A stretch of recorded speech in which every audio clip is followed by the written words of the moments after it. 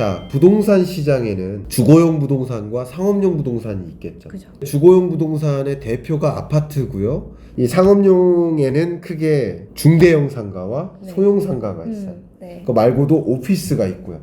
이 세 가지가 가장 메인 상업용 부동산 시장을 네. 이룹니다.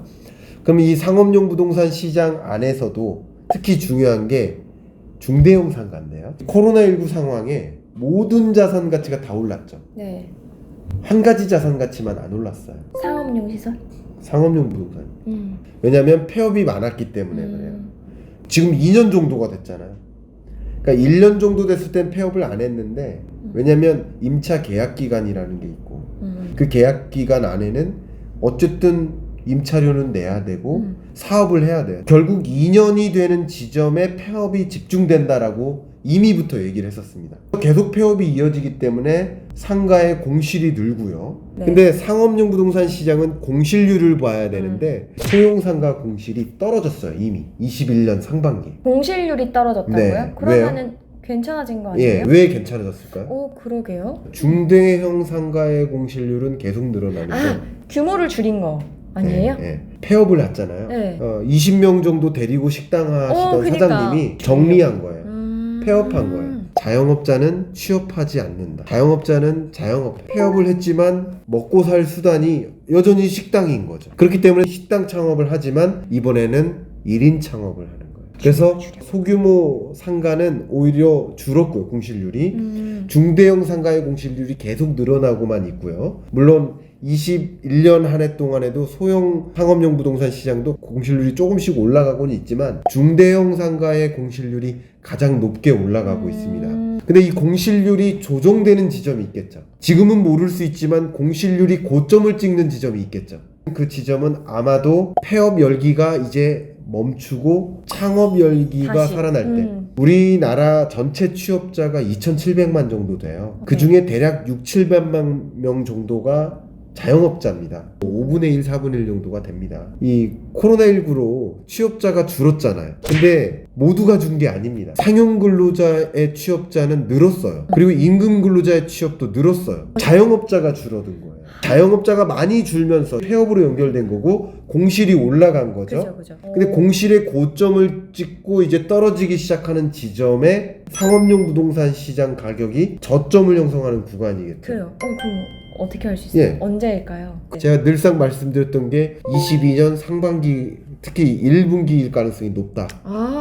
올해 1, 2, 3월. 그렇죠. 그래서 제가 다음 주에 그 계약 여부를 결정질 겁니다. 여유 자금이 더 있으신 분은 상가를 사시면 되는 거고 여유 자금이 상가를? 조금 없으시면 소형 상가 꼬마 빌딩을 사시는 거고 여전히 더 없으시면 그 중에 한 계층을 분양받는 방식 이게 상업용 부동산 시장에 투자하는 방식입니다. 근데 이게 왜 또 중요할 수 있냐면 이거는 누구도 예상할 수 없지만 현재 분위기로서는 정권이 유지될 가능성이 높잖아요. 만약에 그렇다면 1주택을 계속 유지하는 게 당연히 맞습니다. 그렇게 가정한다면 2주택자로 만드는 건 손해거든요. 더욱이나 상업용 부동산 시장에 더 몰립니다. 주택수에 포함이 안 되니까. 주택이 아닙니다. 그거는. 네. 그래서 상업용 상가 투자에 좀 오피스 공실률은 진작부터 줄었습니다. 왜냐하면 경영이 이미 정상화됐거든요. 많은 기업들이 잠깐 충격이었다가 다시 제자리로 돌아왔고요. 중대형 상가의 공실만 계속 고점을 향해서 올라가고 있는 중이라고 볼 수 있겠습니다. 그러면 오늘 교수님 포트폴리오를 좀 정리하면서 포인트를 딱딱딱 집어주면서 끝낼까요? 전체 포트폴리오 중에서 현금의 비중이 늘었고요. 어느 정도 되세요? 현금 금액이요? 비중. 퍼센테이지로 따지면 25분의 1 정도? 그것도 굉장히 많은 겁니다. 간단하게 25억이 있다. 그 중에 1억이 현금이니까 현금이 그거보다 많습니다. 네. 그만큼 주식을 팔았죠. 국내 주식을. 21년 한 3월 정도 1분기가 끝나는 지점 외국인 자금이 빠져나가기 시작했거든요. 당연히 한국 주식은 박스권에 갇힐 거라고 봤고 한번 보세요. 박스권에 갇혀 있죠. 그리고 제가 일을 하니까 돈을 벌잖아요. 네. 그걸 다른 데 안 놓고 현금으로 갖고 있고 이런 식으로 현금 보유 비중은 늘렸다. 전체 주식 비중이 줄었습니다. 그러나 이 주식 보유 비중에서 소위 미국 주식 비중은 많이 늘었습니다. 절대적으로 늘었습니다. 그리고 포트폴리오에서 저희 집이 거의 절대적인 비중이겠죠. 저희 집을 빼고 나서는 어쨌든 1월 중에는 계약을 제가 할 건데 상업용 그리고 아까 딸기밭 농사 짓는 거 아닙니다. 농사가 아니라 땅을 샀다고 생각하시면 좋아요. 네네. 현금 예. 보유라는 건 적금 예금 포함인가요? 아까 포함이라고 그럼요. 네 예. 말씀하셨어요. 달러나 금 이런 거는 따로 보유하시거나 네. 하진 않으세요? 아, 당연히 보유하고요. 2020년 1월에 코로나19 확진자가 발생하자마자 여러분들께 금 사세요 그랬어요. 20년 한 해 불확실성이 계속 고조되죠. 안전자산의 대표가 누구예요? 금이랑 달러. 그렇죠. 근데 20년 한 해는 미국이 가장 불안한 나라 중에 하나였어요. 그러니까 달러에 투자하는 건 좋은 방법이 아니었어요. 20년은 그랬어요. 미국 중심으로 코로나19 확진자 제일 많이 늘고 하면서 달러 가치도 약했었거든요. 그래서 제가 금에 투자하시라고 했고 갖고 있던 자금을 다 금으로 바꾸라고 했었고 저도 그랬었습니다. 그 수익 좀 보셨나? 예, 엄청 봤죠. 오. 왜냐면 금값이 역사상 고점을 찍었잖아요. 아 맞아요 맞아. 인류 역사상 고점을 찍고 매일 그 고점을 갱신해 나갔죠. 그 불확실성이 고조되면 금값은 자연스럽게 올라가는 거예요. 그 불확실성을 볼 수 있는 지표가 몇 개 있는데 그 중에 가장 유명한 게 빅스 지수예요. 변동성을 보여주는. 예. 그 공포지수 볼 수 그런 겁니다. 그게 가장 고점을 찍은 거예요. 역사상 고점인 거죠. 그러니까 당연히 금값이 최고점을 네. 찍었던 거고. 그럼 지금도 계속 갖고 계세요? 아니요, 당연히 안 갖고 있죠. 제가 21년 전망서에 금 팔고 원유 사라고 했죠. 원유를 어떻게 사냐고 또 물어보시는 분들이 계셔요. ETF 이런 거 그렇죠. 사면 되잖아요. 국제 유가에 추종한 ETF에 투자를 하라. 그래서 원유 투자로 많이 벌었죠. 마이너스 37달러에서 80달러까지 올랐습니다. 근데 여기다가도 제가 말씀드렸지만 국제 유가는 이제 떨어질 거라고 했어요. 국제 유가는요 22년에 떨어집니다. 1, 2, 3, 4분기 하향 안정화됩니다. 그죠? 이건 제가 전망한 게 아니고 미국 에너지정보청의 전망이에요. 하향 안정화되니까 원유는 당연히 또 팔아라라고 했겠죠. 제가 ESG에 투자하라라고 했습니다. 그러니까 탄소 배출권 거래제 혹은 탄소 중립 노력 22년 산업 전망에 있어서 가장 중요한 거스를 수 없는 흐름이기 때문에 탄소 배출권 거래제 혹시 알아요?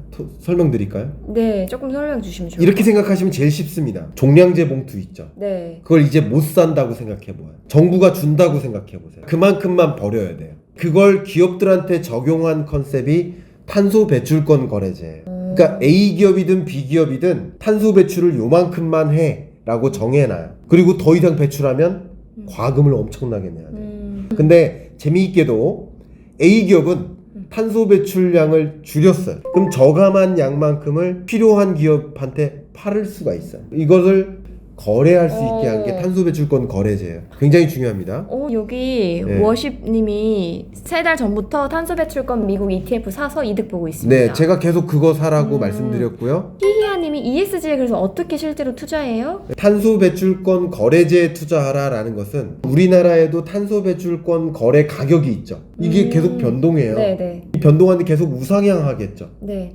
특히 유럽이 제일 강합니다. 탄소 배출권 거래제에 동참하는 그런 국가들이 계속 늘어나고요. 그 유럽의 가장 유명한 탄소 배출권 거래 가격에 추종한 그 상품을 KRBN이라고 합니다. 그런 것에 투자하면 좋겠다고 정말 지난 8월부터 얘기를 했습니다. 지금 아마 한 50% 보셨을 거예요. 지금 말씀드리는 것은 장기적으로 계속 유망한 영역들을 말씀드리는 겁니다. 지금 사도 된다고 해요. 그리고 ESG라는 것은 네. 그동안에는 이윤 추구를 위해서 탄소 저감 노력을 안 했었거든. 그럼 이윤 국대화에 반하잖아요. 근데 이제는 ESG 친환경적인 접근 그리고 사회 문제 해결 지배구조 개선 이런 것들을 노력하지 않으면 다른 나라가 안 받아들여요. 그게 가장 유명한 게 탄소 국경 조정세제예요. 어렵죠. 이게 뭐냐면 이거 제품 수출할 거야? 그러면 이거 탄소 저감 노력해. 그러면 사줄게. 탄소 저감 노력 안 하면 여기에 관세 20% 때릴 테니까 우리나라 못 들어와. 그거예요. 다른 나라가 안 받아들여요. 그리고 우리나라에서도 안 받아들여요. 이제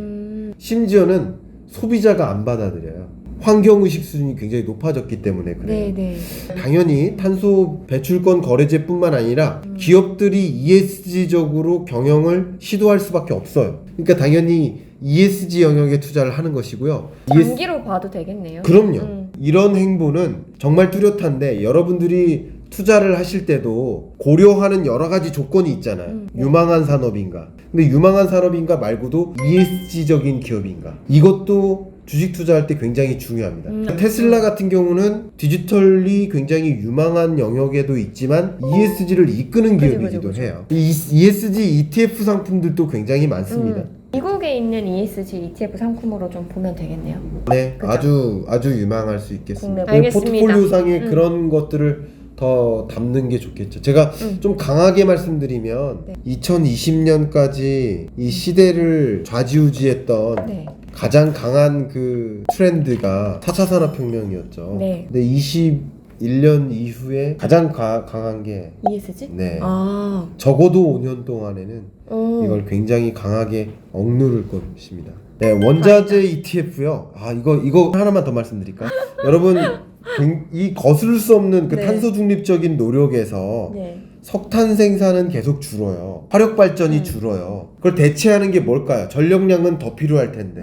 화력 발전을 줄이고 뭐를 늘릴까요? 재생에너지에 대한 의존도를 늘려요. 재생에너지의 대표가 뭐예요? 풍력, 그리고 태양광, 자동차로 치면 배터리, 그리고 자동차도 생각해 보세요. 구채희 작가님 그 차에 반도체 몇 개 있는지 아세요? 아니요. 한 300개 있어요. 그리고 전기차에는 한 700개 있어요. 자율주행 전기차에는 3000개 정도 들어갑니다.